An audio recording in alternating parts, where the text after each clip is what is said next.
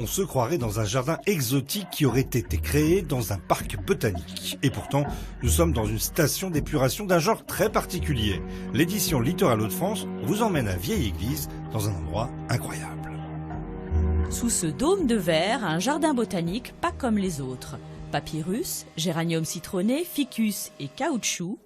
Une quinzaine d'espèces de plantes tropicales qui, depuis 6 ans, contribuent au traitement des eaux usées de plus de 5000 habitants. Et les plantes vont venir participer à l'épuration de l'eau grâce au système racinaire qui s'est développé. Les plantes viennent se nourrir dans l'effluent et on va avoir des bactéries qui vont venir se fixer sur les racines.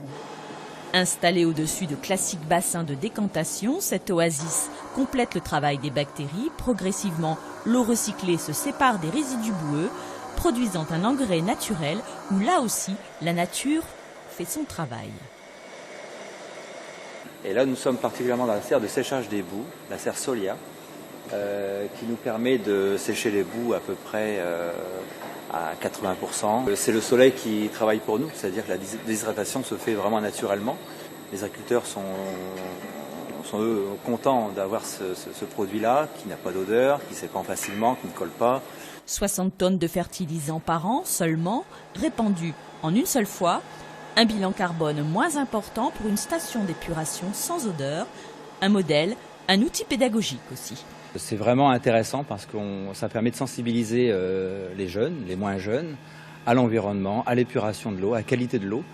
Et c'est vraiment l'outil idéal pour ça. Alors la serre, c'est la partie la plus agréable du service assainissement, mais ça reste quand même une usine de traitement des eaux usées. Un investissement de plus de 4,5 millions pour l'unique station d'épuration exotique des Hauts-de-France, mais qui ne restera pas la seule. D'ici 2022, une autre station verra le jour au pays des Watringues.